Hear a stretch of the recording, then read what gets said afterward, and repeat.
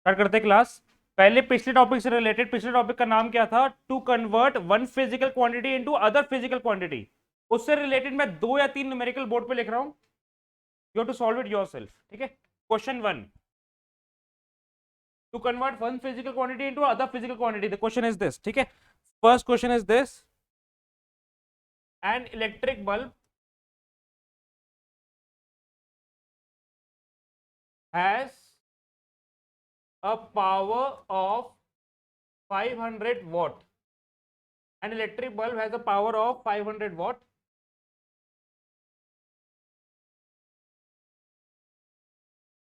Express it in CGS units. यहां पर हम बात कर रहे हैं पावर की।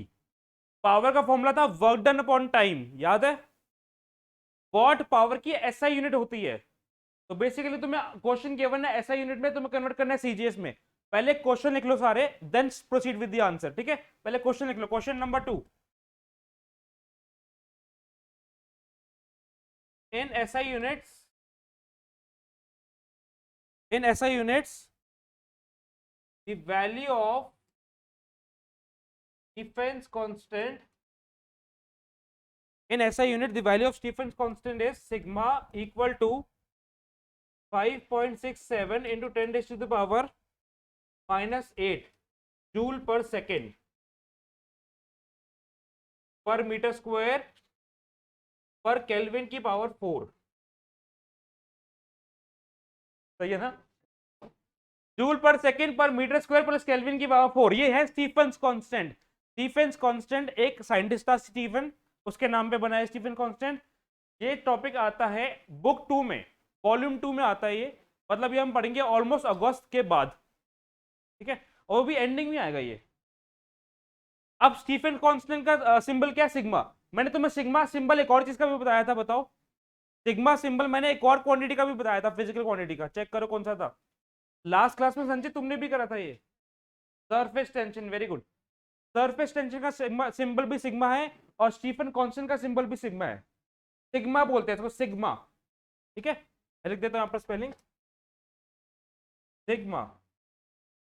11th क्लास में, इनफैक्ट 12th में भी हमारी बहुत सारी ऐसी फिजिकल क्वांटिटी रहने वाली है जिसके अंदर सिंबल सेम रहेंगे पर quantity will be entirely different. दोनों का कोई लेना देना भी नहीं होगा आपस में, बस सिंबल सेम है, बट मेंशन किया जाएगा कि सिंबल किस चीज का सिंबल है। ठीक है। अब इसका स्टीफन कांस्टेंट को सॉल्व करने के लिए you must be having that formula also, right? तभी तो तुम उसकी डायमेंशन को यूज करोगे। तो स्टीफन कांस्टेंट का फॉर्मूला ये है, देखो ध्यान से।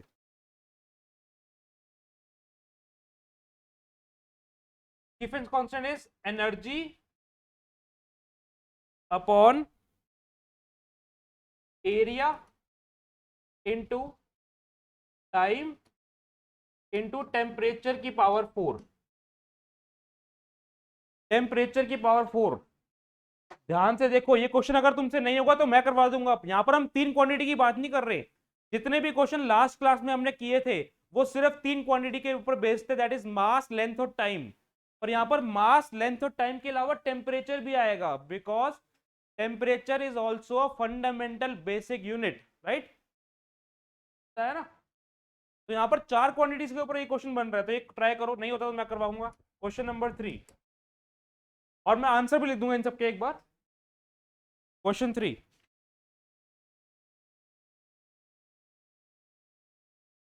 if value of atmospheric pressure, if value of atmospheric pressure is 10 raised to the power 6 dyne per centimeter square, if value of atmospheric pressure is 10 raised to the power 6 dyne per centimeter square, find its value in SI units। अब इस question के ऊपर discussion देख लो एक बार। Atmospheric pressure, pressure जाने force upon volume, force upon area, sorry, pressure मतलब force upon area. तो तुम इसका फिर डायमेंशन ड्राइव करोगे। डाइन किसकी यूनिट था? फोर्स का सीजीएस में। सेंटीमीटर स्क्वायर किसका यूनिट है? एरिया का सीजीएस में। तो इसको कन्वर्ट करना है एसआई के अंदर। ये इजी क्वेश्चन है, एक बार सब बोर्ड पे देख लो।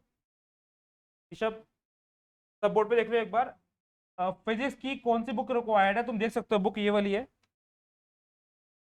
फिजिक्स की बुक ये वाली है, देख लो यहाँ पर, एस एल अरोड़ा, ये वॉल्यूम 1 है अभी, इतनी मोटी दूसरी वॉल्यूम भी है, और दोनों वॉल्यूम 11th क्लास की है, 12th की नहीं है, ठीक है ना। ये हम फिजिक्स में पढ़ेंगे पूरी। फिजिक्स इतनी बड़ी बुक है, दोनों दोनों को खत्म करने के लिए 3 दिन सफिशिएंट नहीं होते वीकली। तो मैं तुम्हें पहले से बता के चल रहा हूँ ताकि तुम आगे दिक्कत ना आए तुम्हें टाइम एडजस्ट करने में। हमारी 3 डेज अ वीक क्लास हो रही है फिजिक्स की। कब कब होती है? Tuesday, Thursday, Saturday. हमारी सैटरडे को 2 घंटे भी हो सकती है, या फिर संडे को 1 घंटा भी हो सकती है फिजिक्स की क्लास, ठीक है ना। बुक है physics S L Arora, volume 1 volume 2। इस बुक के लिए, इस बुक को कंसिडर करते हुए, यहाँ पर तीनों तुम जेई स्टूडेंट्स हो, है ना। इस बुक के लिए हम कर क्या क्या कर सकते हैं, जेई मेंस हमारा इस बुक में कवर हो सकता है, जेई मेंस इस बुक में कवर हो जाएगा। मेंस की बात कर रहा हूं, अगर तुम ये बुक पूरी अच्छे से समझ सकते हो और पढ़ सकते हो तो। और एनसीईआरटी सीबीएसई इस बुक से कवर हो जाता है। अब प्रॉब्लम आती है 1 मार्क के क्वेश्चन में, सुनो ध्यान से, अभी मैं ऐसी बुक के बारे में डिस्कशन कर रहा हूं, फिर ये क्वेश्चन कर लेना एक बार, ठीक है ना। 1 मार्क के क्वेश्चन, दैट इज 20 क्वेश्चन, जो तुम्हारा पैटर्न था 10th क्लास में, मोस्टली यही वाला पैटर्न रहेगा इस साल भी। तो जो 20 क्वेश्चन होते हैं फिजिक्स के, दैट विल बी डिफिकल्ट, वो इस बुक से अकेले नहीं होने वाले। तो वो 1 मार्क के क्वेश्चन है, वो मैं तुम्हें फ्रेम करके दूंगा। कब से फ्रेम करके दूंगा? इस चैप्टर के बाद, जैसे चैप्टर खत्म होता है, then I will be giving you assignment of this chapter and 1 mark question also. तो हर एक चैप्टर के तुम्हारे पास 1 मार्क क्वेश्चन रहेंगे। अगर तुम वही कर जाओ तो तुम्हारे स्कूल में इससे अलावा कहीं कहीं और से नहीं आने वाला। और जेई मेंस के लिए ये बुक सफिशिएंट है। इसके अलावा 20 से 25% टॉपिक एक्स्ट्रा रहता है फिजिक्स का, उसको बोलते हैं जेई एडवांस। उसके लिए हम बुक कंसिडर करते हैं, वो नाम है एच.सी. वर्मा। तो ये हम पढ़ेंगे बाद में। तुम्हारी 11th क्लास की फिजिक्स की क्लासेस, तुम्हारे स्कूल में पेपर हो जाएंगे मोस्टली जनवरी में। संचित तुम्हारे पेपर कब होते हैं, कुछ आइडिया है? 11th के पेपर वैसे मोस्टली जनवरी में खत्म हो जाते हैं या फेब में खत्म होते हैं, पर हमारी 11th की क्लास मार्च एंड तक चलती रहती है। रीजन क्या है? We cover these topics in H C. Verma, दो एक्स्ट्रा टॉपिक्स है। और 12th बाई चांस तुम्हारा मार्च में शुरू हो जाता है अगर, तो मार्च में हमारी 11th भी चलती है, 12th भी चलती है, बिकॉज हमें यूटी भी तो कवर करना पड़ेगा ना, क्योंकि स्कूल में कभी कभी अप्रैल में यूटी भी ले लेते हैं। अप्रैल से ही बहुत जल्दी है। तो चैप्टर कौन से है? तो ये तो हो जाएगा। तुम्हारे फर्स्ट चैप्टर का टॉपिक जितना बचा है, देखो इसमें हर एक टॉपिक, हर एक चैप्टर में डिलीटेड पोर्शन अलग है। तो डिलीटेड पोर्शन तुम अपने स्कूल के अकॉर्डिंग बताओगे मुझे क्या डिलीटेड पोर्शन है। रीजन बीइंग, 11th क्लास में डिलीटेड पोर्शन जो होता है वो स्कूल डिसाइड करता है। सीबीएसई का अपने डिलीटेड पोर्शन तो है ही है, बट वो कोई स्कूल फॉलो करता है, कोई स्कूल फॉलो नहीं करता। पर 12th में हर एक स्कूल सीबीएसई को फॉलो करेगा, बिकॉज ऑब्वियसली वो बोर्ड है। तो तुम बताओगे तुम्हारा रिलेटेड पोर्शन क्या है, हम सारे रिलेटेड पोर्शन करेंगे वैसे, ठीक है ना। पर जिसका पेपर आने वाले थे, संचित तुम्हारे पेपर आने वाले, अगर बाई चांस तुम्हारा मंडे को पेपर है तो तुम्हें एक्स्ट्रा क्लास चाहिए संडे को, तो सबकी होगी, ये मरना सबको पड़ता है ठीक है ना, क्योंकि हम फिर एक्स्ट्रा चीजें ही पढ़ेंगे। तो जैसे अभी तुम्हारा प्रांजल, तुम्हारा पेपर आने वाला है, तो हम उसके रिगार्डिंग जो एक्स्ट्रा क्लास लेते हैं, तो सबकी क्लास होने वाली है उसमें फिर। तो डिलीटेड पोर्शन एक टॉपिक है, अगर वो डिलीटेड पोर्शन तुम्हारा है, बाई चांस डिलीटेड है, तो ये चैप्टर हमारा 2 दिन का चैप्टर बचा है, बस खत्म चैप्टर ये वाला। अगर डिलीटेड पोर्शन करेंगे तो 4 दिन का चैप्टर बचा है, इतना लंबा चैप्टर नहीं है। तो आज बुक की डिस्कशन हो चुकी है। अब ये क्वेश्चन सॉल्व करो, इनके आंसर मैं लिख रहा हूँ, राइट हैंड साइड पे आंसर लिख लेना। H C. Verma is volume 1 and volume 2, volume 1 is 11th, volume 2 is 12th। H C. Verma तो वॉल्यूम 1 ही करनी, मैंने यहाँ पे वॉल्यूम 1 वॉल्यूम 2 नहीं लिखा, मैंने एसएल की वॉल्यूम 1 वॉल्यूम 2 लिखा था। एच.सी. वर्मा तो वॉल्यूम 1 ही करना है, बिकॉज 11th के लिए तो वॉल्यूम 1 ही चाहिए। उसमें कोई थ्योरेटिकल पार्ट नहीं है ना, सिर्फ क्वेश्चन ही है, मैक्सिमम क्वेश्चन है, ठीक है ना। एसएल में थ्योरेटिकल पार्ट भी आ जाता है। ओके, आंसर्स देख लो इन सबका, तुम लिखो, सॉल्व करो, आंसर मैं लिख के दे रहा हूँ, चेक करो यही आ रहा है नहीं आ रहा। पहले का आंसर है 5 × 10⁹ अर्ग अर्ग पर सेकेंड। 1 वॉट किसके इक्वल होता है? वॉट की यूनिट किसके इक्वल होती है? वर्क डन अपॉन टाइम ना। पावर क्या होता है? Work done upon time. तो वॉट किसके इक्वल हुआ? जूल पर सेकेंड। तो इसको सीजीएस में कन्वर्ट करना है, अर्ग पर सेकेंड। आंसर ये आ रहा है।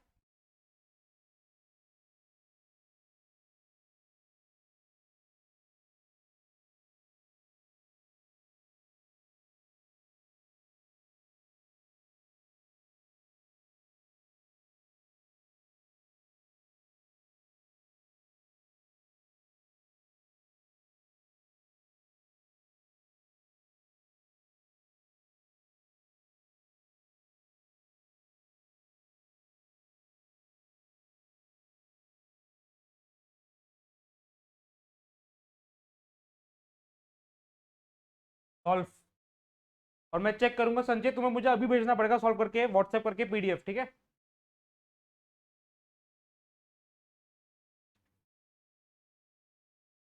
ओके संजय।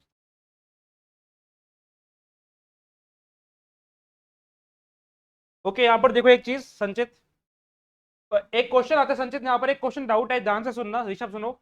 इसको हम अरेंज कैसे करें, मतलब सेकेंड मीटर स्क्वायर केल्विन की पावर 4, ये किससे किससे डिवाइड हो रही है या किससे किससे मल्टीप्लाई हो रही है, क्वेश्चन ये है ना?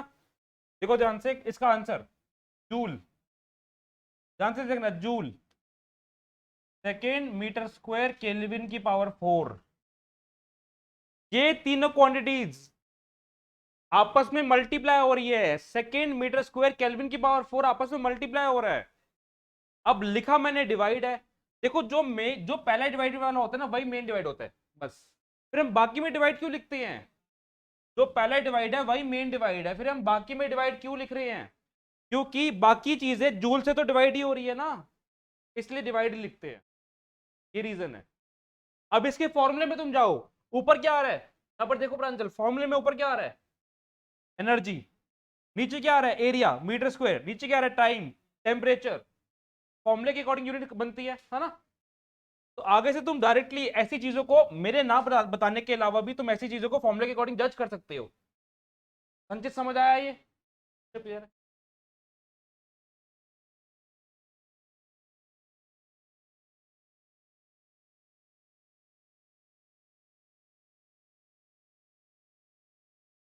संचित ध्यान से सुनो, क्वेश्चन 2 में एक बार करवा रहा हूं, बोर्ड पे चेक कर लो, क्वेश्चन 2 में एक बार करवा रहा हूं, बोर्ड पे चेक कर लो। Stefan's constant, formula is energy time area temperature की पावर 4। एनर्जी का dimension ml square T minus 2, time का डायमेंशन t, एरिया का डायमेंशन l स्क्वायर, टेम्परेचर का डायमेंशन k की पावर 4। टेम्परेचर का बेसिक फंडामेंटल होता है केल्विन, राइट? तो l स्क्वायर से l स्क्वायर कट गया, ये टाइम ऊपर चला गया, तो आंसर आ जाएगा m t to the power -3 k to the power -4। ये डायमेंशन है स्टीफन कांस्टेंट की, ठीक है? तो हमें पता ही है formula, n1u1 is equal to n2u2, we have to find the value of n2। n1 की वैल्यू क्या बताओ, 5.67 into 10 raise to the power minus 5.67 into 10 raise to the power -8, we have to find n2। तो n1 into u1 by u2 is equal to n2। 5 point, अभी इसको देख लो एक बार, अब टेबल बनाते हैं, राइट? m1, अब टेबल में हमें क्या क्या चीजें चाहिए, जब हमें फर्स्ट सिस्टम और सेकंड सिस्टम में कन्वर्ट करना है तो क्या क्या चीजें चाहिए, हमें मास चाहिए, टाइम चाहिए और टेम्परेचर चाहिए, है ना? मास 1 क्या हो जाएगा, 1 kg SI यूनिट। दूसरे में दूसरा क्या होता है, हमें किस में गिवन है ये हमें SI में गिवन है, हमें सीजीएस में कन्वर्ट करना है।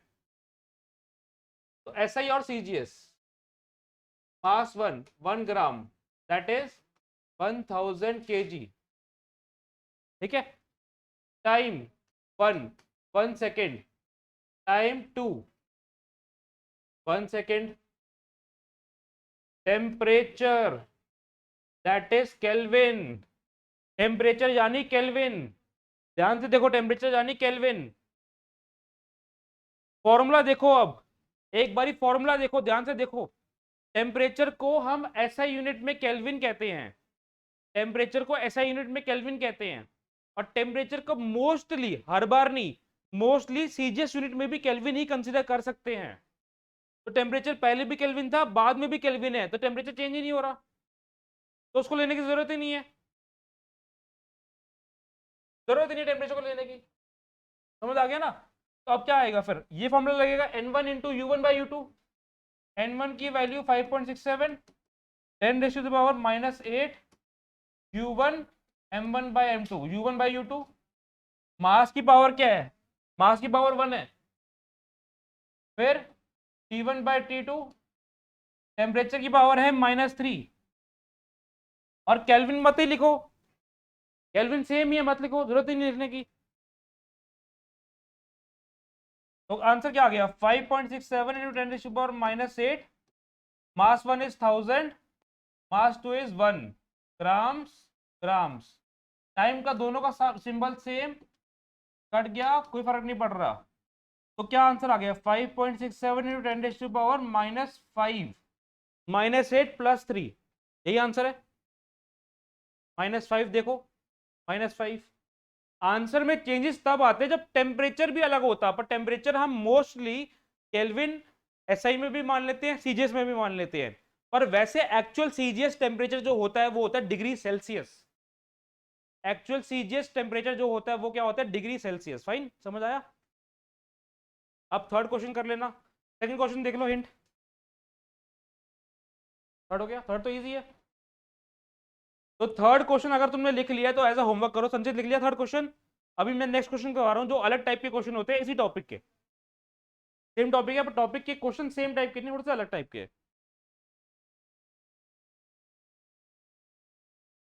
अरे स्टार्ट। ओके देख लो। अब ये क्वेश्चन है, मैं पीडीएफ ये शेयर कर दूंगा। नेक्स्ट क्वेश्चन देखते हैं अब। Question number 4, find value of 100 joules on a system.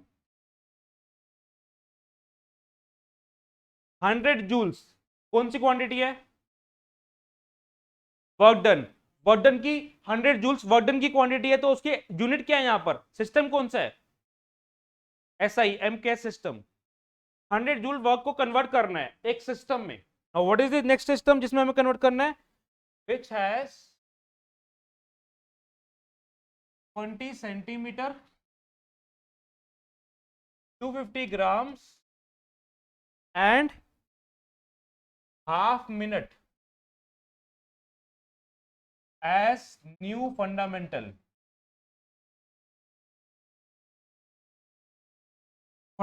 System. मतलब पहले हम एसआई को सीजीएस में कन्वर्ट कर रहे थे या फिर सीजीएस को एसआई में कन्वर्ट कर रहे थे, पर यहां पर हमें गिवन सिस्टम तो एसआई है, पर कन्वर्ट जिसमें करना है वो सिस्टम ना ही सीजीएस है ना ही एसआई है, एक नया सिस्टम है। तो पुराना सिस्टम क्या है, SI system, which is also called MKS. नया सिस्टम क्या है, न्यू सिस्टम। नए सिस्टम को हम बोलेंगे न्यू सिस्टम। पहले हम वर्क डन का निकालते हैं डायमेंशन। वर्क डन का डायमेंशन होता है ml² t-2। ठीक है। तो first system mass 1 length 1 time 1, second system mass 2 length 2 time 2। First system is MKS.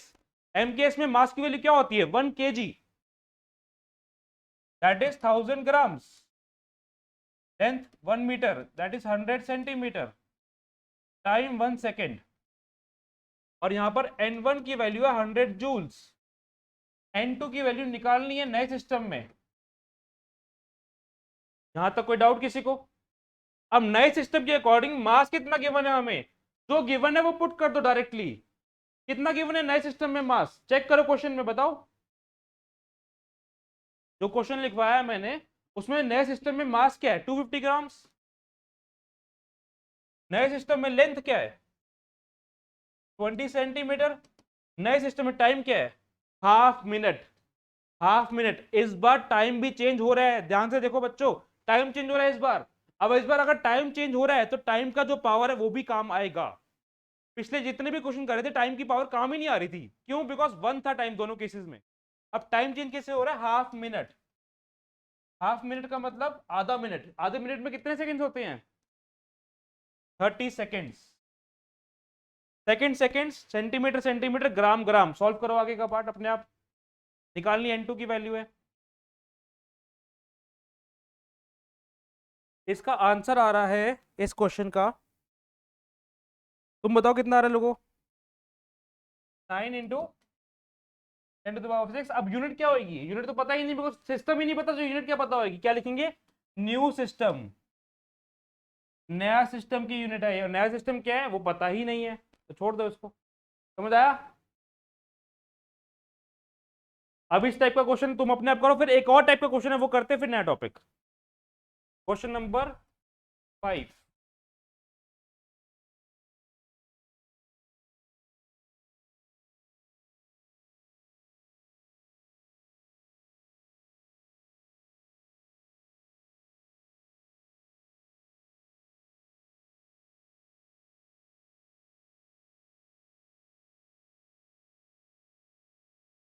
when 1 meter 1 kg and 1 minute are taken as a new system.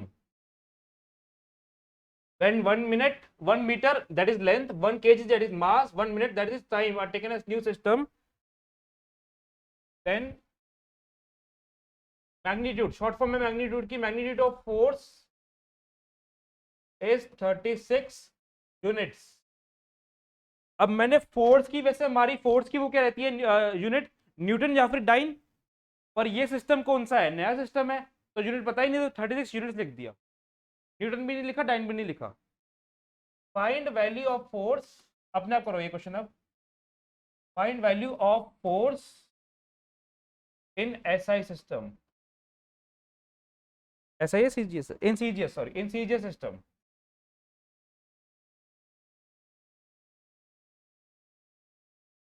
पिछले question में हमें SI unit given थी और हमने नए सिस्टम में कन्वर्ट किया था। इस क्वेश्चन में नया सिस्टम गिवन है, हमें एसआई में, हमें सीजीएस में कन्वर्ट करना है, ठीक है।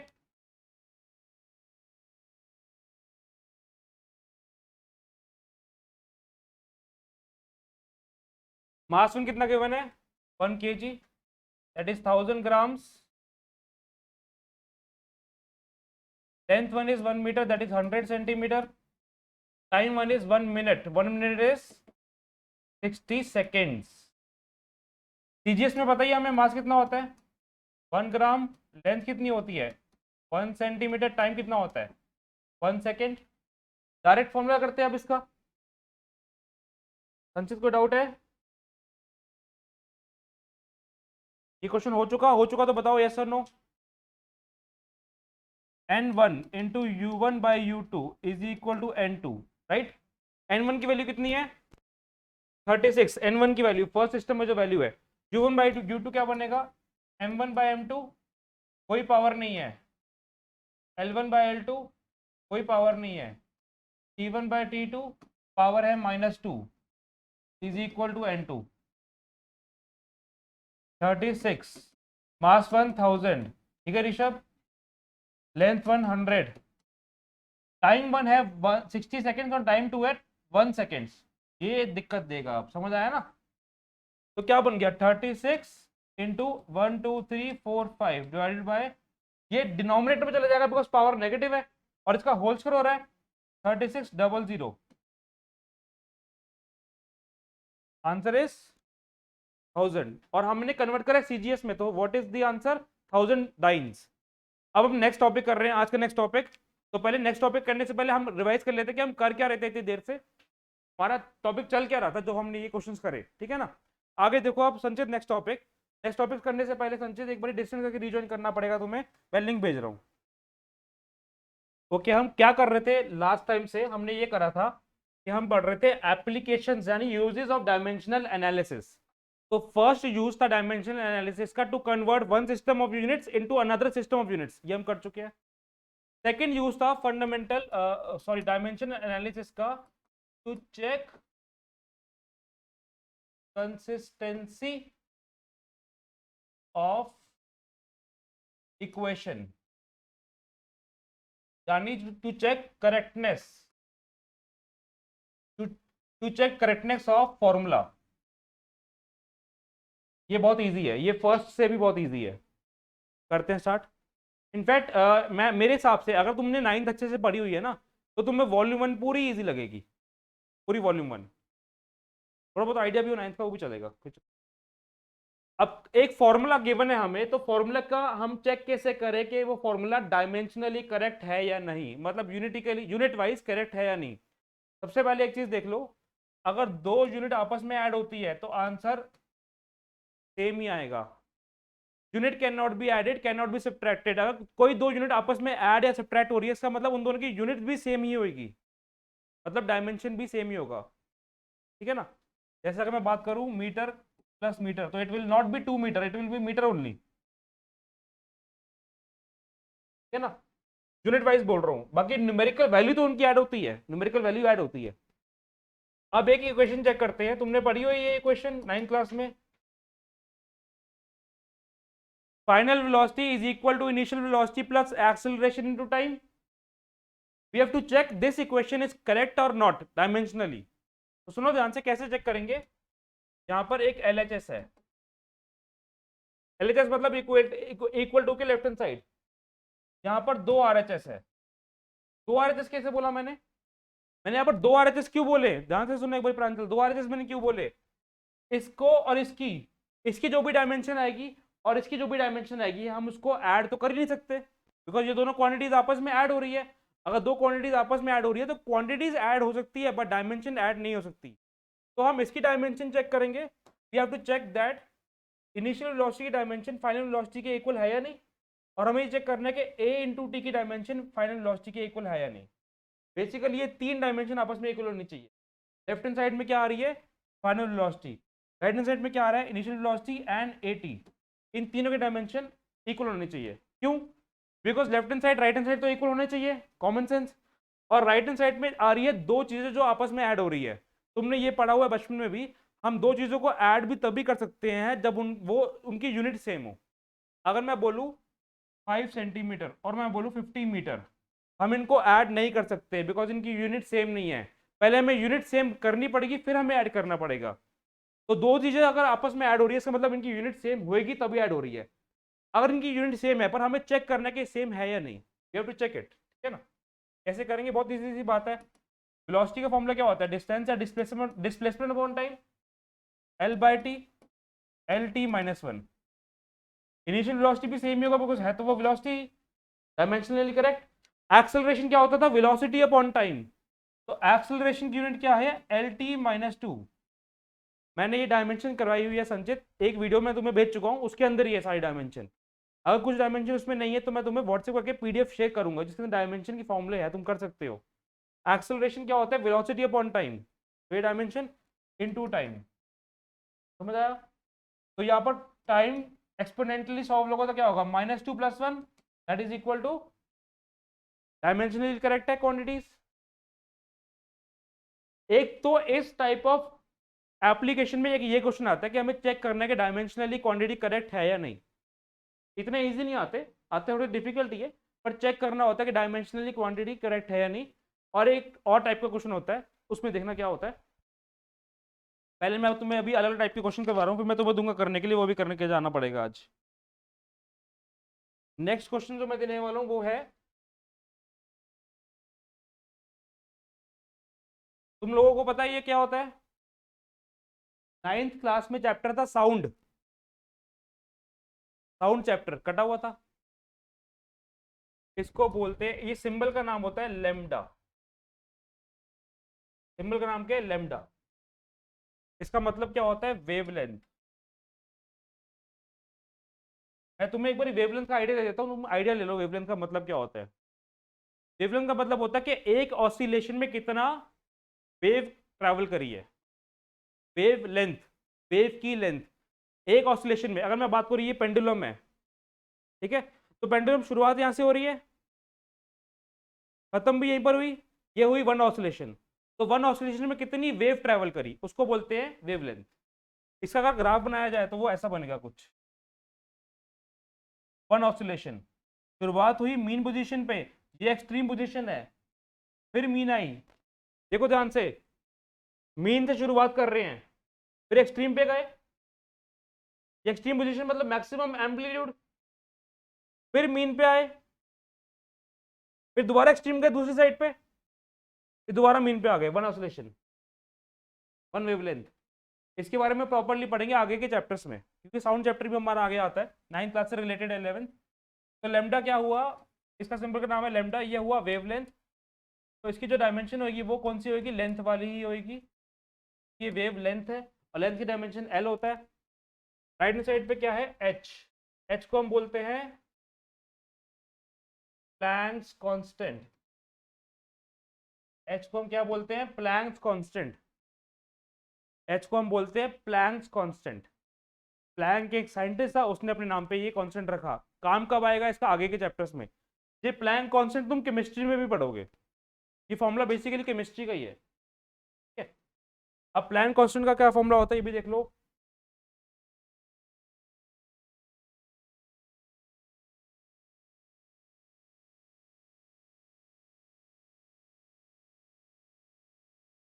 प्लैंक कांस्टेंट का फॉर्मूला होता है ई अपॉन न्यू।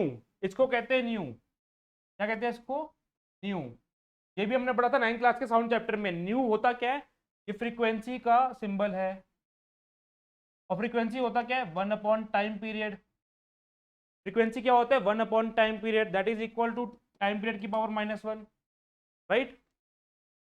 तो प्लैंक कांस्टेंट का फॉर्मूला है एनर्जी अपॉन फ्रीक्वेंसी। क्या फॉर्मूला है प्लैंक कांस्टेंट का? Energy upon frequency. तो राइट हैंड साइड पे न्यूमरेटर का हो गया प्लैंक कांस्टेंट।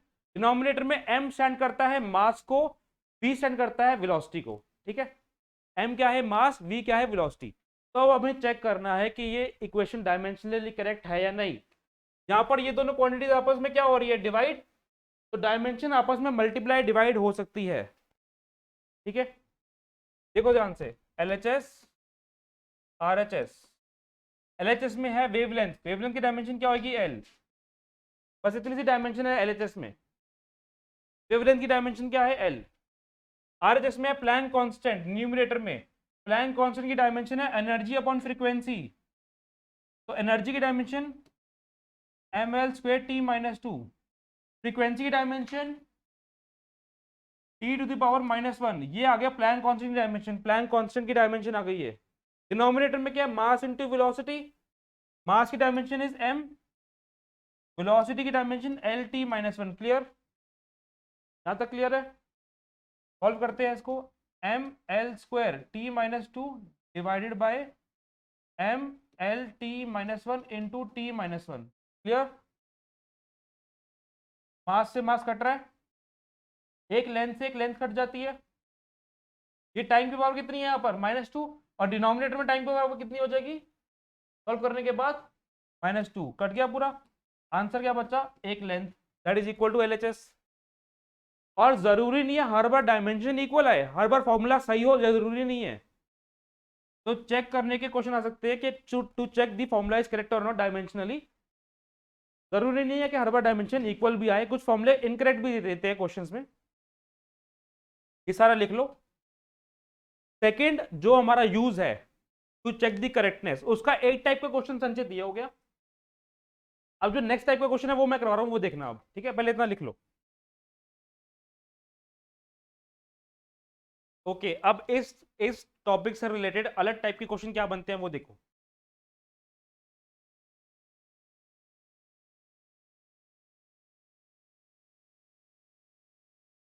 क्वेश्चन इस टॉपिक से रिलेटेड जो अलग टाइप का क्वेश्चन है, find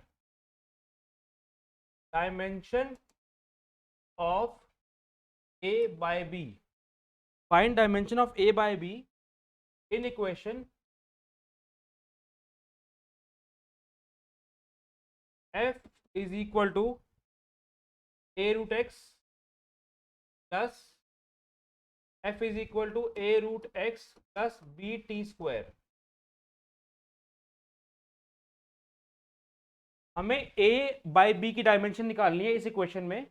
f is equal to a√x plus bt², where f is force, where f is force, x is distance. एक क्वेश्चन देख लो एक बार। और t is time. And we are given that this formula is dimensionally correct। ये formula dimensionally correct है। हमें prove नहीं करना कि ये डायमेंशनली करेक्ट है, ये ऑलरेडी डायमेंशनली करेक्ट है फॉर्मूला। क्वेश्चन लिखो पहले तो। अब एक क्वेश्चन मैं करके दिखा रहा हूं, फिर एक क्वेश्चन दूंगा वो करना है इस टाइप का, ठीक है।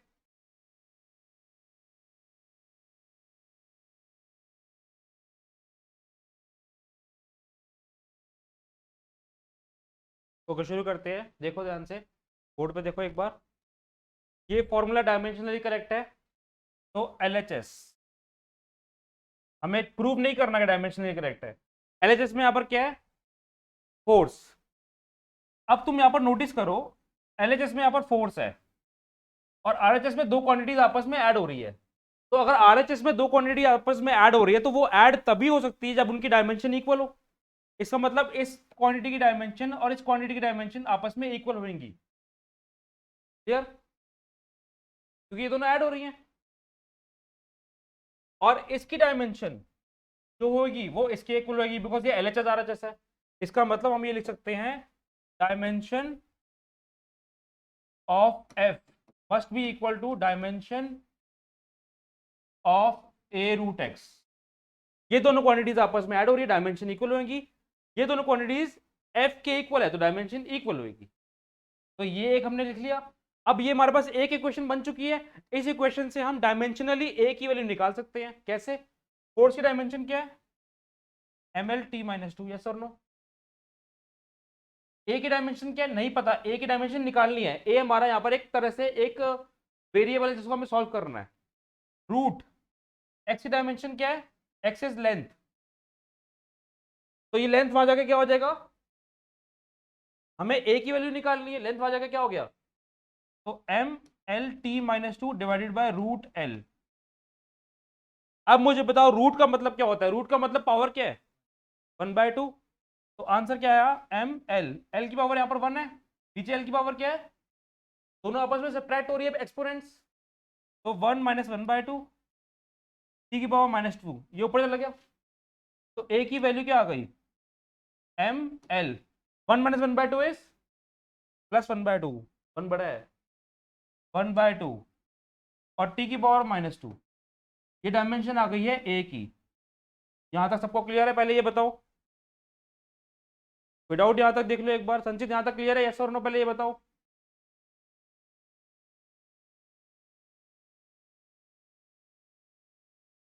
ओके, अब अगर यहां तक क्लियर है तो बी की डायमेंशन अपने आप ड्राइव करोगे। फिर कैसे करनी है बी की dimension drive, dimension of force है ना, equal to dimension of BT²। यानी मैं जो कहने की कोशिश कर रहा हूं, फोर्स की डायमेंशन इसके भी इक्वल है, फोर्स की डायमेंशन इसके भी इक्वल है, क्योंकि ये दोनों क्वांटिटीज आपस में ऐड हो रही है। तो dimension of force is equal to dimension of BT²। Find the dimension of B from here, then after finding the dimension of B, calculate A by B।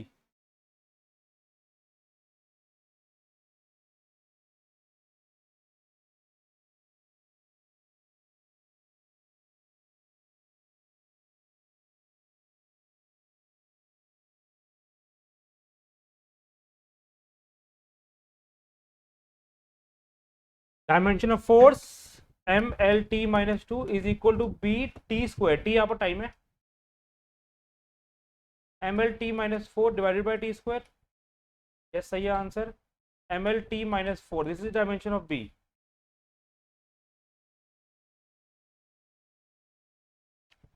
अब हमें निकालना है A बाय B। सॉल्व कर सकते हो, आगे करो, solve कर लिया, सही है, perfect. Now you have to calculate A by B। Very good Sanchit, A by B। तो आंसर क्या आ रहा है, L -1/2,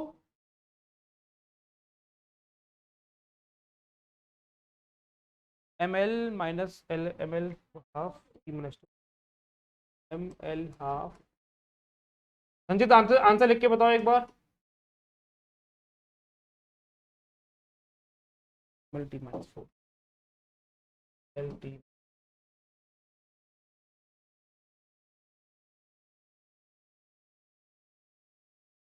T -6 नहीं है यहाँ पर, गलत आ रहा है, -6 नहीं है, क्या होगा, 2 होगा T। ये आंसर है हमारा T2। वेरी गुड, सही है, सही है आंसर, सही है, समझ आ गया। तो अब इस टाइप का एक और क्वेश्चन मैं दे रहा हूं, वो अभी करके दिखाओ, ठीक है। क्वेश्चन,